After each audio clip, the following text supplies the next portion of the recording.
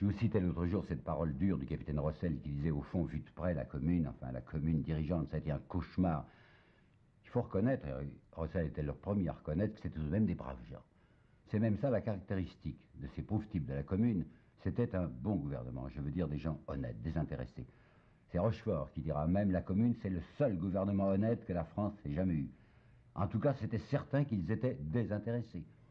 Il fallait bien tout de même qu'ils reçoivent une indemnité. Ben, ils se sont fait donner 450 francs par mois. 450 francs par mois. Alors que les Jules, les ministres du gouvernement, se faisaient donner 40 000 francs par an. Et bien eux, ça faisait même pas du 6 000 francs par an. C'était des gens qui cherchaient véritablement à faire ce qu'ils pouvaient. En plus, ils étaient scrupuleux. L'un d'entre eux, qui s'appelait Blanchet, soi-disant, ils se sont aperçus qu'il s'appelait véritablement Pourille, que c'était un ancien moine qui s'était défroqué, que c'était un type qui a été adjoint de commissaire de police à Lyon, qui avait ensuite des escroqueries. Et bien, dès qu'ils ont découvert qui était leur Blanchet Pourille, peu importe que le Blanchet ait été élu dans tel arrondissement, on l'a arrêté, on l'a mis en prison. Scrupuleux, incroyablement scrupuleux sur les questions d'argent. Il y a le comité central dont je vais vous parler, qui avait fait une réquisition du côté de la compagnie du gaz. Et il avait même confisqué la caisse de la compagnie du gaz. Immédiatement, la commune fait des excuses, fait restituer. Lorsqu'on a arrêté Chaudet, ça avait été l'adjoint de Jules Ferry, il était, paraît-il, responsable, je ne le crois pas. On le disait responsable de la fusillade du 22 janvier. C'est un commissaire de police adjoint qui était en même temps un dessinateur, qui s'appelait Pilotel, qui est allé faire l'arrestation de Chaudet. Eh ben non seulement il avait arrêté Chaudet, mais il avait pris l'argent qu'il avait trouvé chez Chaudet. Alors Madame Chaudet va se plaindre et la commune tout de suite fait restituer l'argent. Jourde, qui va être l'homme responsable des finances, eh ben il ne va pas s'enrichir aux finances et il va les conduire de la manière la plus incroyablement scrupuleuse, vous savez, 11 centimes près. Et on dira, pour sa défense, ça n'empêchera pas qu'il sera condamné au bagne, que sa femme continuait à aller faire la lessive dans la Seine, au lavoir municipal. Et c'est ce type qui maniait des millions. Je vais vous dire les comptes de Jourde. C'est le 24 mai, alors que la commune est en pleine dissolution, qui va les présenter, ces comptes. Du 28 mars au 24 mai, reçu, encaissé, 41 998 395 francs, 76 centimes. Enfin, reçu donc 41 900 000, si vous voulez. Dépensé 41 235 000, etc., avec 90 centimes. Par conséquent, la commune laissera un boni de 758 810 francs plus 78 centimes. C'est comme ça que ces fameux pillards dont parlaient les Versaillais, géraient la fortune de la France. D'ailleurs, le 3e jour de la Révolution, ils avaient fait faire des affiches. Quiconque sera saisi en flagrant délit de vol sera immédiatement fusillé. Quel a été leur malheur? Oh, beaucoup de malheur. Ben d'abord qu'il n'y avait pas d'homme de prestige chez eux. Est-ce que vous avez remarqué que quand on dit la commune de Paris, il n'y a pas de nom qui s'impose à l'opinion publique? Oui, il y a pas mal de gens qui disent qu'il y a Jules Vallès, mais parce que Jules Vallès est connu comme littérateur, parce qu'il est l'homme de l'enfant, le bachelier et l'insurgé. Mais un homme qui serait imposé politiquement, il n'y en a pas. Quand je vous parlerai bientôt de Varlin, je me demande combien d'entre vous savent même le nom de Varlin. De l'Escluse ou de l'Écluse peut-être. Lui aussi c'est un nom inconnu. Personne n'émerge devant la commune. Personne. C'est un gouvernement presque anonyme. Il aurait fallu un chef, quelqu'un qui cristallisa les passions, les intuitions, qui représenta. Mais personne ne pouvait représenter. Et cependant, Garibaldi, dans sa réponse du 28 mars, lorsqu'il avait dit « Je ne peux pas venir, je ne peux pas être moi italien, votre chef », il leur avait dit « Choisissez donc un citoyen honnête pour le poste suprême et donnez-lui les pleins pouvoirs ». Et oui, mais ces communeux, parce qu'on les appelait d'abord les communeux avant de les appeler les communards, ces communeux, ils ont horriblement peur d'une dictature individuelle. Ils ne veulent pas. On verra plus tard, vous savez, dans certains régimes, que la dictature du prolétariat se symbolise en quelques noms propres. Eh bien, eux, ils ont l'effroi du nom propre. Et puis, je répète, il n'y a personne qui a assez de surface et assez de prestige pour tout cristalliser. Alors, ça manquera terriblement à la commune d'avoir un chef. Il n'y a pas de chef. D'autre part, il y a la responsabilité du comité central. Est-ce que vous tombez pas, hein, ça ne s'embrouille pas. Du 18 mars au 28 mars, c'est le comité central de la garde nationale, c'est-à-dire la délégation syndicale de la garde nationale qui a été au pouvoir, hein, vous vous rappelez. Et puis c'est à partir du 28 mars que ça a été la commune proprement dite. Le comité central avait même dit, dès le lendemain de sa réunion, nous voulons passer la main à la commune, parce qu'il faut des élections normales. Et il avait promis de se dissoudre tout de suite. Ben, il ne va pas se dissoudre. Ce comité central va rester. Il va rester parallèlement à la commune, avec une rivalité permanente entre eux. Oh, je sais très bien leur argument. Ils disent c'est la guerre. C'est vrai, Versailles les a attaqués, nous allons voir ça de près. Et nous représentons l'instrument offensif ou défensif de la commune. Nous représentons l'armée de la commune. Nous sommes la délégation de l'armée.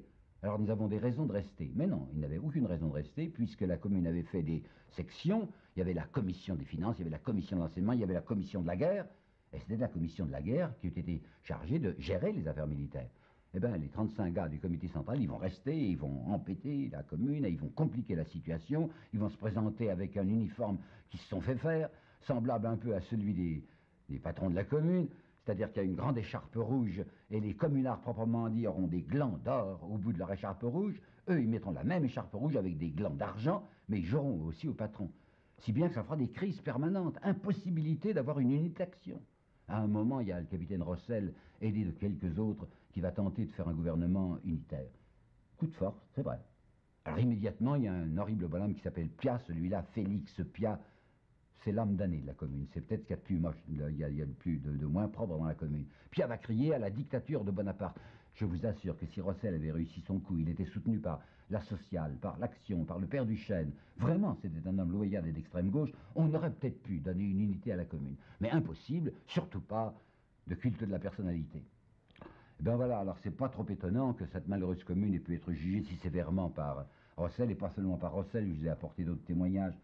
D'Acosta. Oh, vous savez, d'Acosta, c'est un personnage suspect. Quand il sera arrêté, il va donner des camarades. Donner des camarades. C'est-à-dire, il va dire aux Versaillais, ben, je crois que celui-là est caché à tel endroit pour sauver sa peau. Il la sauvera, c'est entendu, mais il ira quand même au bail. Et ben, d'Acosta écrira, la commune pratiquement fut d'une lamentable insignifiance. Élie Reclus, frère d'Élisée Reclus, qui est plus célèbre. Vous savez, Élisée Reclus, c'est un grand géographe qui était communard lui aussi. Son frère Élie avait été nommé par les communards directeur de la Bibliothèque nationale. Eh bien, Élie Reclus va dire, l'hôtel de ville est manifestement au-dessous de sa tâche. Et le 17 mai, la commune patauge lamentablement. Le 20 avril, il avait écrit dans son journal, à la suite du fameux manifeste que je vous ai lu, le programme de la commune, quel pathos, quel factum verbeux. Rien de politique, rien de pratique, rien de concret. Je n'ai vu personne que cette déclaration ait enthousiasmé, mais j'ai vu beaucoup de gens découragés et quelques-uns irrités. Alors je ne vous ai pas caché, hein, certes, que ça n'a pas été brillant la commune. Et pourtant, il faut savoir que ces gens qui sont honnêtes, qui sont scrupuleux et qui sont des assiégés, ont fait des choses, ont réalisé beaucoup de choses qu'on ne le dit. Ben quoi donc?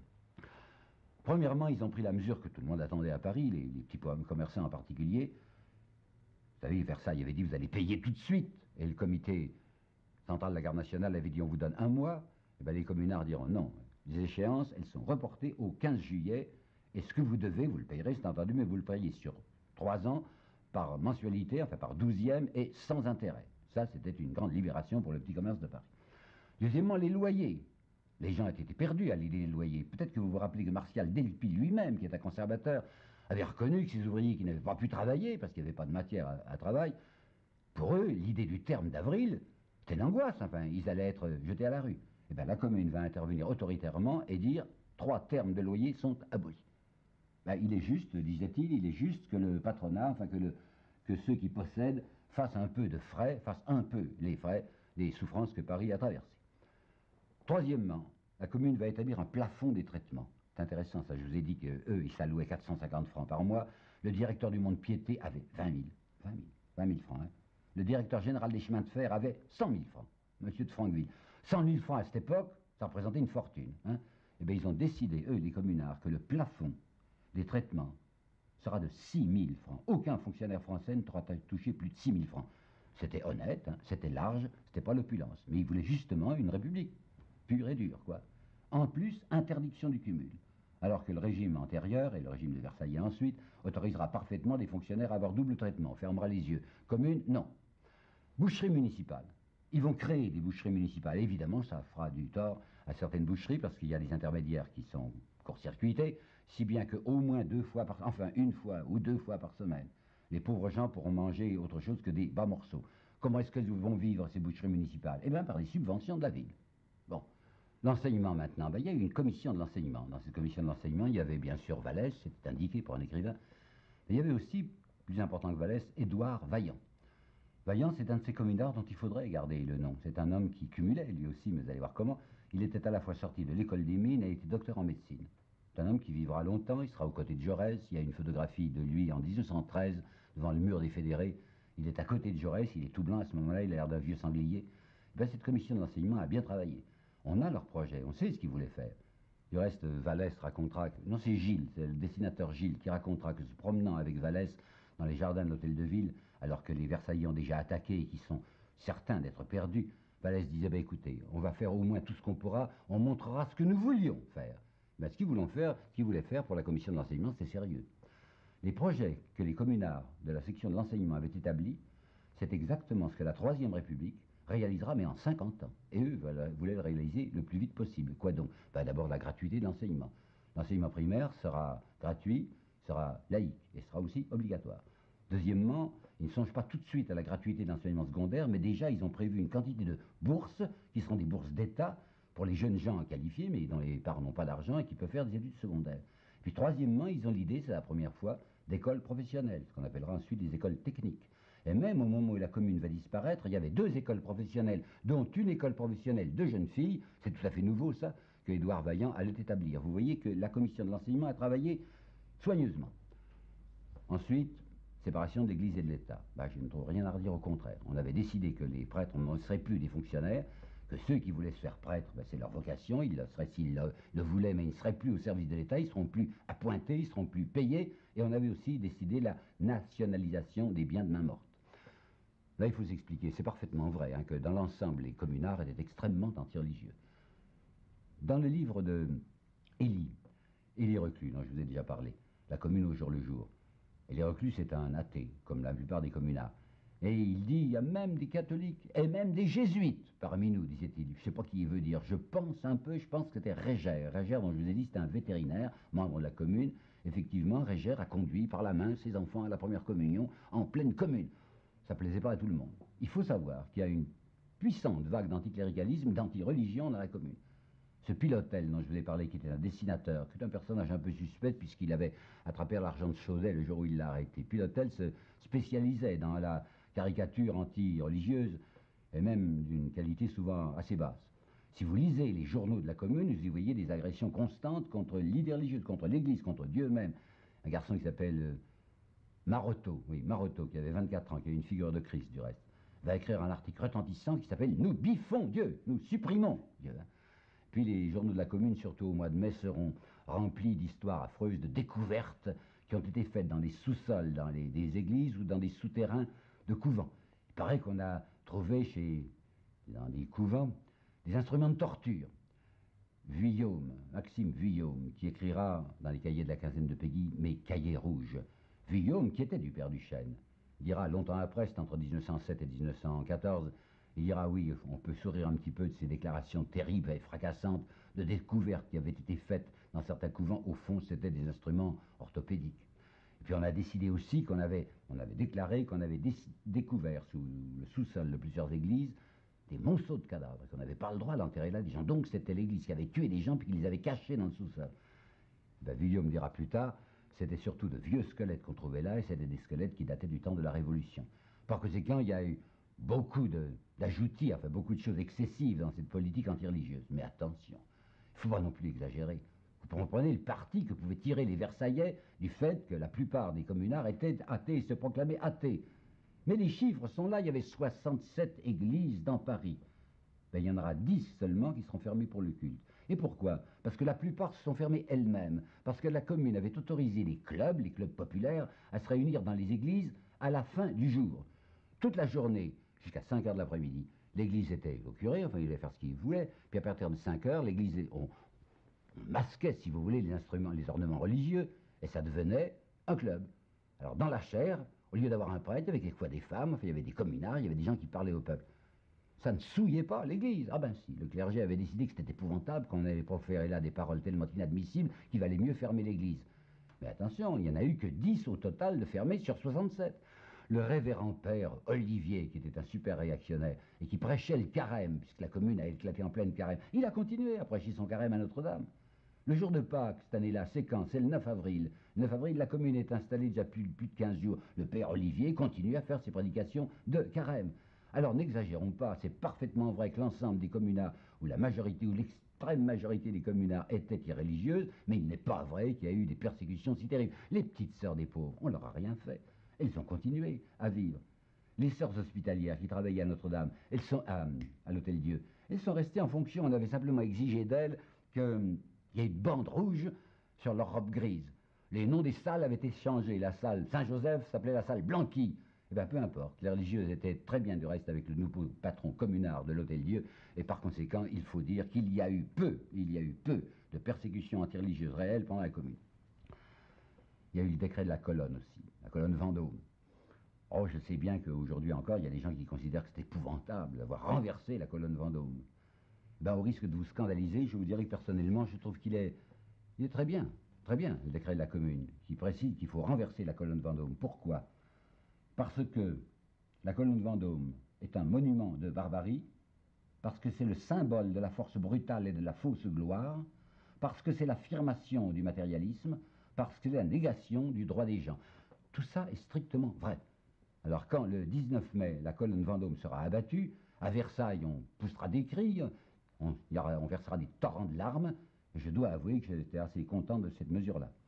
Lisant cette note, je m'aperçois que j'en avais une précédemment que j'aurais dû vous lire et que je vais vous lire maintenant. Je rattrape quelque chose que j'aurais dû dire au sujet de l'enseignement. Écoutez bien, c'est un texte communard aussi sur les fondements de l'instruction publique telle qu'elle doit être donnée par la commune. Apprendre à l'enfant à respecter et à aimer les autres, lui inspirer le goût et le souci de la justice, lui faire comprendre qu'il doit s'instruire, non pas seulement pour lui-même et son propre avenir, mais dans l'intérêt de la collectivité. Allez, voilà, ces monstres, ces barbares de la commune dans le domaine de l'enseignement et de la colonne.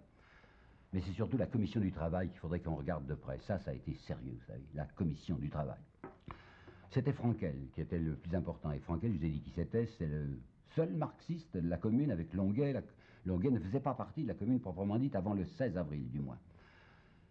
Il va s'occuper, il va essayer ce qu'il pourra faire dans le domaine du travail et des échanges, comme on dit. Et Benoît Malon va le soutenir. Les gens de la commune sont très timides, je vous l'ai dit là-dessus. Ils se disent, on a si peu d'assises populaires qu'il ne faut pas aller trop fort dans le domaine social. Alors le 28 avril, Benoît Malon va prendre la parole et va dire, on dit que nous ne devons pas nous occuper de questions économiques. Vraiment? Il me semble que jusqu'ici, l'État est assez bien intervenu dans les questions économiques, mais toujours en faveur des industriels. C'est bien le moins aujourd'hui que nous intervenions en faveur des ouvriers.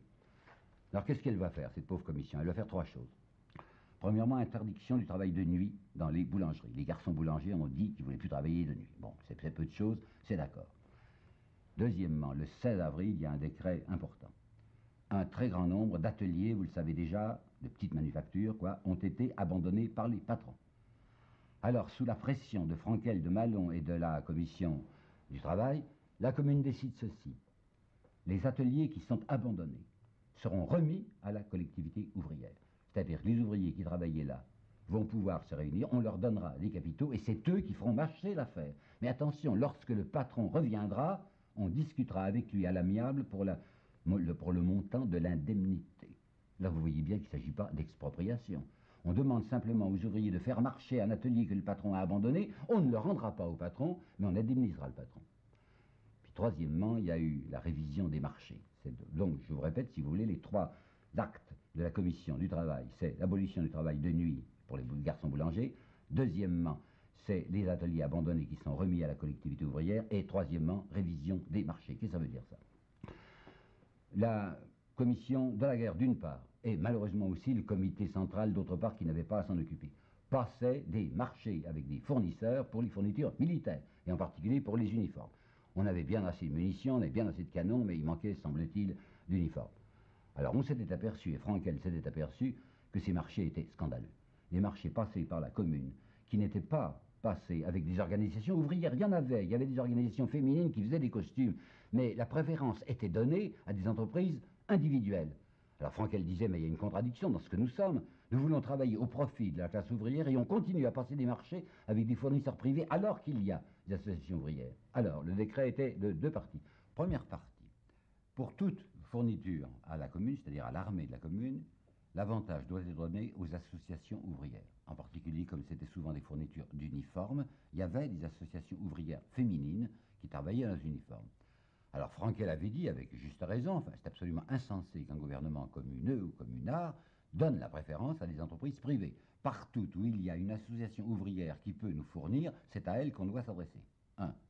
Deuxième partie du décret, si jamais il n'y a pas d'association ouvrière capable d'assurer la fourniture, alors exigence dans le cahier des charges des entreprises privées auxquelles on s'adressera, exigence d'indiquer le montant des salaires. Parce que vous comprenez bien que les soumissionnaires rivalisaient entre eux de bas prix, mais ce bas prix, ils ne l'obtenaient qu'en payant très mal leurs ouvriers. Alors Frankel disait avec juste raison, nous examinerons en effet les propositions qu'ils nous ont faites, mais il est exigé que dans le cahier des charges figure le montant des salaires réservés aux ouvriers. Ben vous remarquez que tout ça, au fond, qui est bien courageux, enfin pour l'époque, ils font ce qu'ils peuvent, ça n'a rien de marxiste, ça n'a rien de collectiviste. C'est absolument pas une intervention de l'État. Toute la politique sociale de la commune se résume à ceci, favoriser les associations ouvrières, de libres associations d'ouvriers. On espère que ça fera contagion parce qu'il y aura diminution du parasitisme, ça se développera en faisant tache d'huile, ça profitera aux consommateurs, mais il n'y a rien qui ressemble au collectivisme marxiste. Rien. Je vous ai indiqué les raisons de cette timidité, mais il faut voir jusqu'où elle va. Elle va très loin. Elle va jusqu'au point qu'on ne touchera pas à la fiscalité, qu'on ne touchera pas au droit d'octroi, qui était scandaleux, pour les liquides en particulier, pour les vins ou spiritueux, enfin pour les vins. On ne distinguait absolument pas la qualité du vin. Le prix de l'octroi était en fonction de la quantité. Alors on payait autant pour du gros vin rouge que pour du chambertin, ce qui était injuste. Ben pas touché. Et surtout pas même touché à la journée de travail. Eh bien en 1848, cette révolution qui, paraît-il, était nulle, était si faiblarde, on avait tout de même osé toucher à la journée de travail. Elle avait été autoritairement abaissée de 12 heures à 11 heures en province et de 12 heures à 10 heures à Paris. Ça avait produit des hurlements que vous imaginez du côté des conservateurs. La commune n'osera pas toucher à la durée de la journée de travail. Et il y aura toujours des 11 heures, 12 heures, 13 heures et quelquefois 14 et 15 heures sans intervention de la commune. Pourquoi? Mais vous le savez, parce qu'ils ont peur, parce qu'ils sont horriblement timides, parce qu'ils ne sentent plus l'assise populaire. Si, ils ont une partie d'assise populaire, mais ils ne sentent plus la collaboration bourgeoise qui, au début, leur avait été apportée. Quand on nous dit d'autre part que ça a été un régime de terreur, c'est une pure plaisanterie, puisqu'il n'y a pas de guillotine. L'abolition de la guillotine en matière politique a été prononcée en 1848, elle est maintenue. Et les otages que la commune a saisis, elle avait bien eu raison pour essayer d'empêcher les Versaillais de tuer les prisonniers, pas un seul de ces otages ne sera tué par la commune. Les otages, une partie des otages, seront tués dans la semaine sanglante, au moment où la commune n'a plus juridiction réelle sur Paris. En plus, il y a une police des rues, une police sérieuse, alors qu'il n'y a pas d'organisation policière. C'est la garde nationale qui fait la police. Elle est divisée en deux groupes, elle a toujours été comme ça. Il y a bataillon de marche qui vont se battre, puis garde nationale sédentaire qui sont pour la police de Paris. Il n'y a plus d'agents de police. Eh bien, la criminalité va diminuer d'une manière extraordinaire dans le Paris de la commune. De l'aveu même de policiers versaillais, qui parleront devant la commission d'enquête. Il y aura même répression de l'ivrognerie. Tenez, je vois un décret du journal officiel du 19 mai. Tout garde national aperçu en état d'ivresse sera arrêté et privé de sa solde pendant 4 jours. Cette solde sera distribuée aux enfants nécessiteux des membres du bataillon, et même il y aura une tentative d'épuration du côté de la prostitution. Il y en aura moins de prostituées à Paris, moins sur les grands boulevards. Ils trouveront très bien leur travail, vous savez, du côté de Saint-Germain et de Versailles. Voilà la réalité de la commune.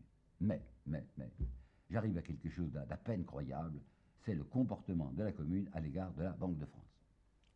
Voyons, quand le comité central, puis la commune, ont pris le pouvoir, et qu'il fallait qu'ils assurent la gestion de services importants, enfin, qui coûtaient très cher, et aussi le paiement de la solde de la garde nationale, quel argent avaient-ils à leur disposition?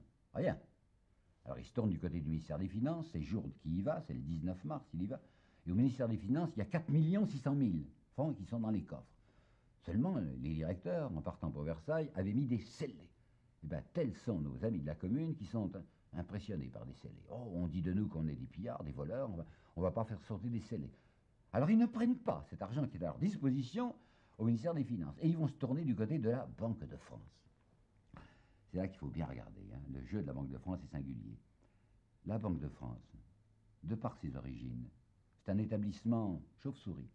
Je veux dire qu'il pourrait présenter des pattes en disant je suis un rat, et qu'il peut présenter des ailes en disant je suis un oiseau. Se rappeler, je vais vous le donner même le texte même, se rappeler ce qui avait été fixé dans les statuts en 1800 lorsque Pergaud, qui n'était même pas un Français, avait fait signer le décret d'établissement de la banque dite de France à Bonaparte.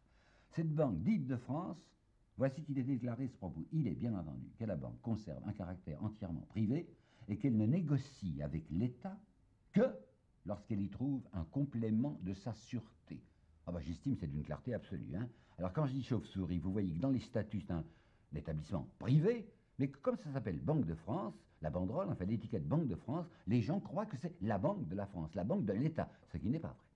Alors quand les communards, d'abord les gens du comité central, puis les communards vont se présenter devant, qu'est-ce qui dirige la Banque de France? Le gouverneur Rouland, vous savez, qui avait tellement excité Thiers pour marcher, puis quand Rouland sera réfugié à Versailles, c'est un marquis breton, le marquis de Pleuc, qui va le remplacer à titre de sous-gouverneur. Qu'est-ce qu'ils vont dire à ces gens de la commune qui arrivent si gentiment? Alors il y en a un qui va jouer la comédie de l'entreprise purement privée, l'histoire Pat, comme je vous disais tout à l'heure. C'est Rouland qui va lui dire, mais qu'est-ce que vous venez de demander, monsieur, vous vous trompez? Banque de France, ça n'est pas la Banque de la France, c'est un organisme privé qui s'appelle Banque de France, c'est entendu. Mais si vous voulez nous prendre de l'argent, alors ça sera du vol, ça sera de l'extorsion. Ah, disent-ils. Et puis après, Pleuc, qui va remplacer Rouland, va tenir à Bellay c'est le doyen de la commune, un discours tout à fait différent.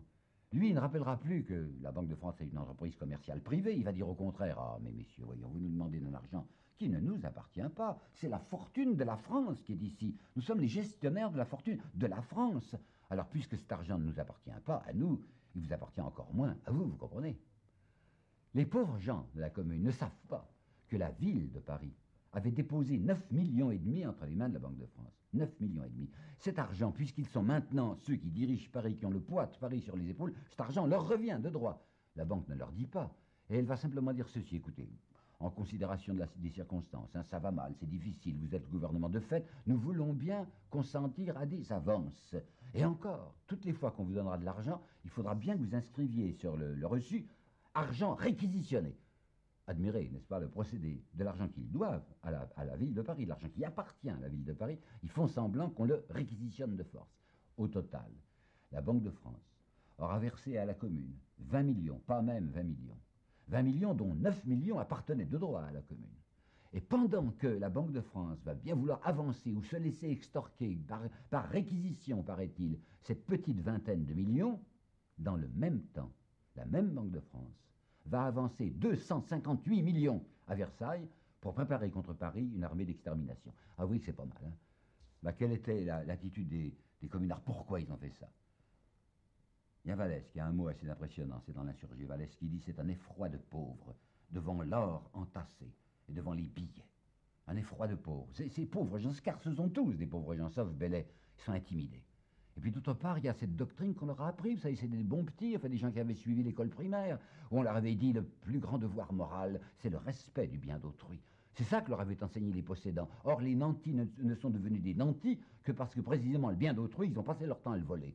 Mais les pauvres gens, les petits gens, les enfants, quoi, qui marchent, ils disent « Ah oui, c'est vrai, hein, bien d'autrui. » Alors, on ne va pas toucher à cet argent-là. Ce qui fera beaucoup rire des gens comme le comte d'Hérisson, dont je vous ai déjà parlé, qui est un homme qui a son franc-parler et qui vous sort des phrases inattendues.